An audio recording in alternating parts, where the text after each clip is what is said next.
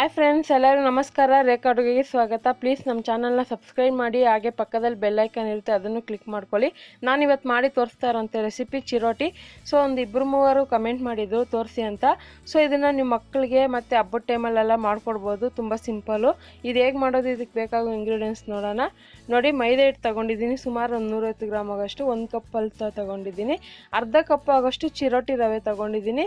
So ನೆನಪಿರಲಿ, ಅದು ಚಿರೋಟಿ ರವೆ. ಮತ್ತು ಅಕ್ಕಿ ಹಿಟ್ಟು ಒಂದು 2 ಟೇಬಲ್ ಸ್ಪೂನು, ತುಪ್ಪ ಒಂದು 4 ಟೇಬಲ್ ಸ್ಪೂನ್ ತೊಗೊಂಡಿದ್ದೀನಿ, ಏಲಕ್ಕಿ ಪುಡಿ ಒಂದು 1/4 ಟೀ ಸ್ಪೂನು, ಮತ್ತು 1 ಕಪ್ ಆಗೋಷ್ಟು ಸಕ್ಕರೆನ ಪೌಡ್ರ್ ಮಾಡಿ ಇಟ್ಕೊಂಡಿದ್ದೀನಿ ನಾನು. ನೀವು ಬೇಕಂದರೆ ಅದ್ರ ಜೊತೆಗೆ ಏಲಕ್ಕಿ ಕೂಡ ಹಾಕೋಬೋದು. ಮತ್ತು ಡೀಪ್ ಫ್ರೈ ಆಗೋಷ್ಟು ಎಣ್ಣೆ, ಒಂದು ಚಿಟಿಕೆ ಆಗೋಷ್ಟು ಉಪ್ಪು ತೊಗೊಂಡಿದ್ದೀನಿ. ಈಗ ಹೇಗೆ ಮಾಡೋದಂತ ನೋಡೋಣ. ನೋಡಿ, ಈಗ ಒಂದು ಬೌಲ್ಗೆ ಮೈದಾ ಹಿಟ್ಟು ಹಾಕ್ಕೊತಾ ಇದ್ದೀನಿ. ನೀವೇನಾದರೂ ಒಂದು ಅರ್ಧ kg ಮಾಡೋದಾದರೆ ನಾನು ತೊಗೊಂಡಿರೋ ಐಟಮ್ನೇ ಸ್ವಲ್ಪ ಡಬಲ್ ಆಗಿ ತೊಗೊಳ್ಳಿ. ಮತ್ತು ಇದಕ್ಕೆ ಚಿರೋಟಿ ರವೆ ಹಾಕ್ತಾಯಿದ್ದೀನಿ. ನೆನಪಿರಲಿ, ಉಪ್ಪಿಟ್ಟು ಮಾಡ್ತಿರಲ್ಲ ಆ ರವೆ ಎಲ್ಲ ಚಿರೋಟಿ ರವೆ. ಅಕಸ್ಮಾತ್ ನಿಮಗೆ ಚಿರೋಟಿ ರವೆ ಸಿಕ್ಕಿಲ್ಲ ಅಂದರೆ ಉಪ್ಪಿಟ್ಟು ಮಾಡೋ ರವೆನ ಮಿಕ್ಸಿಯಲ್ಲಿ ಜಸ್ಟ್ ಒಂದು ರೌಂಡ್ ಹೊಡೆದ್ಕೊಂಡು ಆಮೇಲೆ ಮಿಕ್ಸ್ ಮಾಡಿ, ಚೆನ್ನಾಗಿರುತ್ತೆ. ಮತ್ತು ಇದಕ್ಕೆ ಏಲಕ್ಕಿ ಪುಡಿ, ಒಂದು ಚಿಟಿಕೆ ಉಪ್ಪು ಹಾಕ್ಕೊಂಡಿದ್ದೀನಿ. ಮತ್ತು ಇದಕ್ಕೆ ಒಂದು 2 ಟೇಬಲ್ ಸ್ಪೂನ್ ಆಗೋಷ್ಟು ತುಪ್ಪ ಹಾಕ್ಕೊತಾ ಇದ್ದೀನಿ. ಇದೆಲ್ಲ ಹಾಕ್ಕೊಂಡು ಚೆನ್ನಾಗಿ ಆ ಹಿಟ್ಟಿಗೆ ತುಪ್ಪ ಎಲ್ಲ ಮಿಕ್ಸ್ ಆಗಬೇಕು. ಆ ಥರ ಚೆನ್ನಾಗಿ ಒಂದು ನಿಮಿಷ ಚೆನ್ನಾಗಿ ಮಿಕ್ಸ್ ಮಾಡ್ಕೊಳ್ಳಿ. ಆಮೇಲೆ ಇದಕ್ಕೆ ನೀರು ಯೂಸ್ ಮಾಡೋಣ. ನೋಡಿ, ಇವಾಗ ಸ್ವಲ್ಪನೇ ನೀರು ಹಾಕ್ಕೊಂಡು ಸೇಮ್ ಚಪಾತಿ ಹಿಟ್ಟು ಕಲಿಸ್ತೀರಲ್ಲ ಅದೇ ಅದಕ್ಕೆ ಕಲಿಸ್ಕೊಳ್ಳೋಣ. ಸಾಫ್ಟಾಗಿ, ತೀರಾ ಗಟ್ಟಿಯಾಗಿ ಕಲ್ಸೋಕೆ ಹೋಗ್ಬೇಡಿ, ಸ್ವಲ್ಪ ಸಾಫ್ಟಾಗಿ ಕಲಿಸ್ಕೊಳ್ಳಿ.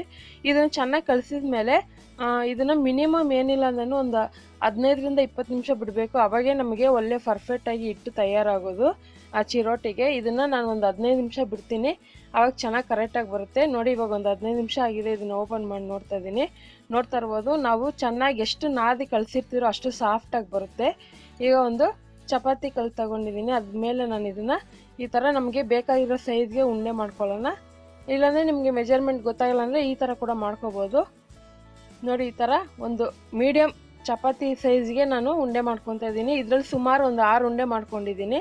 ನಾನು ತಗೊಂಡಿರೋ ಹಿಟ್ಟಲ್ಲಿ ಕೂಡ ಇಷ್ಟೇ ಕರೆಕ್ಟಾಗಿ ಬಂದಿರೋದು. ಸೊ ಇದನ್ನು ಪಕ್ಕಕ್ಕೆ ಇಟ್ಕೊಂಡು ಈಗ ಒಂದೊಂದೇ ಲಟ್ಟಿಸ್ಕೊಳ್ಳೋಣ. ಸೇಮ್ ಇವಾಗ ಚಪಾತಿ ಮಾಡ್ತೀರಲ್ಲ ಅದೇ ಥರನೇ ಮಾಡ್ಕೊಳ್ಳಿ. ಏನು ಜಾಸ್ತಿ ತೀರ ದಪ್ಪಕ್ಕೂ ಇಲ್ಲ, ತೀರ ತೆಳ್ಳಗೂ ಇಲ್ಲ, ಒಂದು ಮೀಡಿಯಮ್ ಆಗಿ ಚಪಾತಿ ಹೆಂಗೆ ಮಾಡ್ತೀರೋ ಅದೇ ಥರನೇ ಮಾಡಿ ಇಟ್ಕೊಳ್ಳಿ. ನೋಡ್ತಾ ಇರ್ಬೋದು, ಇನ್ನೇನು ಹಬ್ಬ ಹತ್ರಗಳು ಬರ್ತಾ ಇದೆ. ತುಂಬ ಜನನು ಹಬ್ಬದ ರೆಸಿಪಿನೂ ಕೇಳ್ತಾ ಇದ್ದೀರಾ. ಸೊ ನೆಕ್ಸ್ಟ್ ವೀಕಿಂದ ಎಲ್ಲ ಹಬ್ಬದ ರೆಸಿಪಿನೂ ಅಪ್ಲೋಡ್ ಮಾಡ್ತೀನಿ. ಮತ್ತು ನಿಮ್ಮ ಸಹಕಾರ ಹೀಗೆ ಇರಲಿ ಅಂತ ಕೇಳ್ಕೊತಾ ಇದ್ದೀನಿ. ಸೊ ನೀವು ಕೇಳೋಂಥ ರೆಸಿಪಿಗಳನ್ನೂ ಅಪ್ಲೋಡ್ ಮಾಡ್ತಾ ಇರ್ತೀನಿ. ನೋಡಿ, ಇವಾಗ ಚಪಾತಿ ಥರ ಲಟ್ಸಿಟ್ಕೊಂಡಿದ್ದೀನಿ. ಇದೇ ಥರ 6 ಚಪಾತಿನೂ ಮಾಡಿಟ್ಕೊಂಡಿದ್ದೀನಿ. ನೋಡಿ, ಇವಾಗ ಎಲ್ಲ ಮಾಡಿ ಇಟ್ಕೊಂಡಿದ್ದೀನಲ್ವ. ಈಗ ಒಂದ್ರ ಮೇಲೆ ನಾನು ಏನು ಮಾಡ್ತೀನಿ ಅಂದರೆ ತುಪ್ಪ ಹಾಕ್ಕೊತಾ ಇದ್ದೀನಿ. ತುಪ್ಪ ಹಾಕ್ಬಿಟ್ಟು ಹಾಗೆ ಚೆನ್ನಾಗಿ ಉಜ್ಕೊತಾ ಇದ್ದೀನಿ. ಅದ್ರ ಮೇಲೆ ಅಕ್ಕಿ ಹಿಟ್ಟು ಕೂಡ ಹಾಕ್ಕೊತೀನಿ. ನಿಮ್ಗೆ ಏನಾದರೂ ಆ ಥರ ಮಾಮೂಲಿ ನೀವು ಅಕಸ್ಮಾತ್ ಮಾಡಿದರೆ ನಿಮ್ಮ ಮನೆಯಲ್ಲಿ ಅಕ್ಕಿ ಹಿಟ್ಟು ಜೊತೆ ಕೂಡ ತುಪ್ಪ ಮಿಕ್ಸ್ ಮಾಡಿಕೊಂಡು ಪೇಸ್ಟ್ ಥರ ಮಾಡಿ ಕೂಡ ಹಾಕೋಬೋದು. ಇಲ್ಲಾಂದರೆ ಈ ಥರ ಕೂಡ ಹಾಕೋಬೋದು. ಈ ಥರ ಹಾಕಿದ್ರೆ ಲೇಯರ್ ಆಗಿ ಬರುತ್ತೆ, ತುಂಬ ಚೆನ್ನಾಗಿರುತ್ತೆ ತಿನ್ನೋಕ್ಕೆ. ನೋಡ್ತಾ ಇರ್ಬೋದು, ಸೇಮ್ ಇದೇ ಥರ 6 ಲೇಯರು ನಾನು ಹಾಕ್ತೀನಿ. ತುಪ್ಪ ಹಚ್ಚೋದು, ಅದ್ರ ಮೇಲೆ ಹಿಟ್ಟು ಉದುರಿಸೋದು, ಮತ್ತು ಅದ್ರ ಮೇಲೆ ಇನ್ನೊಂದು ಲೇಯರ್ ಹಾಕೋದು. ಆ ಥರ ಸುಮಾರು 6 ಲೇಯರ್ ಮಾಡ್ತೀನಿ. ನೀವು ಮಾಡೋದಾದರೆ 4 ಲೇಯರು 5 ಲೇಯರು ಆ ಥರ ಕೂಡ ಮಾಡ್ಕೋಬೋದು.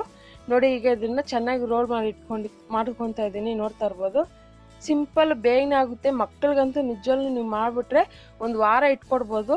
ಸೊ ಅಕಸ್ಮಾತ್ ಚಿಕ್ಕ ಮಕ್ಕಳಾದರೆ ನೀವು ಬಾದಾಮಿ ಹಾಲಲ್ಲಿ ಇದನ್ನು ಚಿರೋಟಿ ಹಾಕ್ಕೊಡ್ಬೋದು. ಸಾಫ್ಟಾಗಿ ತಿನ್ನೋದು ಸಖತ್ತಾಗಿರುತ್ತೆ. ನೋಡಿ, ಇದನ್ನು ನಾನು ಒಂದು ಮೀಡಿಯಮಾಗಿ ಕಟ್ ಮಾಡ್ಕೊತಾ ಇದ್ದೀನಿ. ಈ ಥರ ರೋಲ್ ಮಾಡ್ಕೊಂಡ್ಮೇಲೆ ತೀರಾ ಪ್ರೆಸ್ ಮಾಡೋಕ್ಕೆ ಹೋಗಬಾರ್ದು, ಲೈಟಾಗಿ ರೋಲ್ ಮಾಡ್ಕೋಬೇಕು. ಸೊ ಇದರಲ್ಲಿ ಸುಮಾರು ಏನಿಲ್ಲ ಅಂದ್ರೂ ಒಂದು 10 ಪೀಸ್ ಆದರೂ ಆಗುತ್ತೆ ಇದರಲ್ಲಿ. ನೋಡಿ, ಈ ಸೈಜ್ಗಿದ್ರೆ ಸಾಕು. ಈಗ ಇದನ್ನು ಲಟ್ಸ್ಕೊಳ್ಳೋಣ. ಇದನ್ನು ಜಾಸ್ತಿ ಕೂಡ ಪ್ರೆಸ್ ಮಾಡಬೇಕಂತೇನಿಲ್ಲ, ಮೀಡಿಯಮಾಗಿ ಮಾಡ್ಕೋಬೇಕಾಗುತ್ತೆ. ನೋಡಿ, ಒಂದು ಪೂರಿ ಮಾಡ್ತಿರಲ್ವ ಆ ಸೈಜಿಗೆ ಮಾಡಿಕೊಂಡ್ರೆ ಸಾಕು.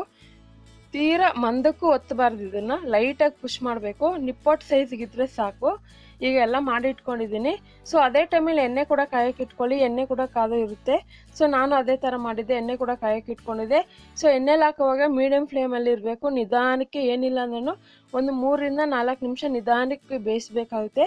ನ್ಯಾಚುರಲಾಗಿ ಕೆಲವ್ರು ಏನು ಮಾಡ್ತಾರೆ ಅಂದರೆ ಫುಡ್ ಕಲರ್ ಕೂಡ ಯೂಸ್ ಮಾಡ್ತಾರೆ ಇದಕ್ಕೆ. ಯೆಲ್ಲೋ ಕಲರು, ಕೇಸರಿ ಕಲರ್ ಆ ಥರ ಎಲ್ಲ. ಆ ಥರ ನಾನು ಯೂಸ್ ಮಾಡಲ್ಲ. ನ್ಯಾಚುರಲಾಗಿ ಲೈಟ್ ಗೋಲ್ಡನ್ ಕಲರ್ ಬರೋವರೆಗೂ ಫ್ರೈ ಮಾಡ್ಕೊತೀನಿ. ಇಲ್ಲಾಂದರೆ ಜಾಸ್ತಿ ಕಲರ್ ಬೇಡ ಅಂದರೆ ಈ ಥರ ಕಲರ್ ಇದ್ದಾಗ ಕೂಡ ಎತ್ಕೋಬೋದು, ಆದರೆ ಒಳಗಡೆ ಬೆಂದಿರಲ್ಲ. ಸೊ ಸ್ವಲ್ಪ ಕಲರ್ ಬಂದ್ರೇ ಚೆನ್ನಾಗಿರುತ್ತೆ, ಕ್ರಿಸ್ಪಿಯಾಗಿ. ನೋಡ್ತಾ ಇರ್ಬೋದು, ನೋಡಿ, ಇವಾಗ ಕಲರ್ ಬಂದಿದೆ.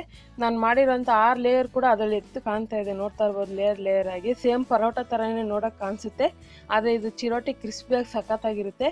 ಸೊ ಇದನ್ನು ನಾನು ಎತ್ತಿಟ್ಕೊತಾ ಇದ್ದೀನಿ. ಸ್ವಲ್ಪ ಕಲರ್ ನೋಡಿ, ಲೈಟ್ ಗೋಲ್ಡನ್ ಕಲರ್ ಬಂದ ತಕ್ಷಣ ಎತ್ತಿಟ್ಕೊಳ್ಳಿ. ಈಗ ಇದಕ್ಕೆ ನಾನು ಸಕ್ಕರೆ ಪುಡಿ ಉದುರಿಸ್ತೀನಿ. ನೀವು ಸರ್ವ್ ಮಾಡುವಾಗ ಸಕ್ಕರೆ ಪುಡಿ ಉಪಯೋಗಿಸಿ, ಇಲ್ಲಾಂದರೆ ಬಿಸಿ ಬಿಸಿ ಇರೋವಾಗನೇ ಸಕ್ಕರೆ ಪುಡಿ ಹಾಕಿದ್ರೆ ಅದ್ರ ಮೇಲೆ ಅಂಟ್ಕೊಳ್ಳುತ್ತೆ. ಇಲ್ಲಾಂದರೆ ನೀವು ನಾನು ಹೇಳ್ದಂಗೆ ಹಾಲಲ್ಲಿ ಮಿಕ್ಸ್ ಮಾಡ್ಕೊಡ್ಬೋದು. ಮಕ್ಕಳಿಗೆ ನೋಡ್ತಾ ಇರ್ಬೋದು ಎಷ್ಟು ಕ್ರಿಸ್ಪಿಯಾಗಿ ಬಂದಿದೆ ಅಂತ. ಸೊ ಮಕ್ಕಳಿಗೆ ಮಾಡ್ಕೊಟ್ಬಿಟ್ರೆ ಹೋಗ್ತಾ ಬರ್ತಾ ತಿಂತಾ ಇರ್ತಾರೆ. ತುಂಬ ಚೆನ್ನಾಗಿರುತ್ತೆ. ಒಂದು ಟೈಮ್ ಪಾಸ್ ಸ್ನ್ಯಾಕ್ಸ್ ಅಂತಲೂ ಹೇಳ್ಬೋದು. ಸ್ಕೂಲಿಂದ ಬಂದಾಗ ಕೂಡ ಕೊಡ್ಬೋದು, ಟ್ರಿಪ್ಪು ಕೂಡ ಎತ್ಕೊಂಡು ಹೋಗ್ಬೋದು. ಸೊ ಹಾಗಾದರೆ ರೆಸಿಪಿ ನಿಮ್ಗೆ ಖಂಡಿತ ಇಷ್ಟ ಆಗಿದೆ ಅಂದ್ಕೊತೀನಿ. ಇಷ್ಟ ಆಗಿದೆ ನೀವು ಕೂಡ ಟ್ರೈ ಮಾಡಿ, ಹೇಗಿದೆ ಅಂತ ಕಮೆಂಟ್ ಮಾಡಿ.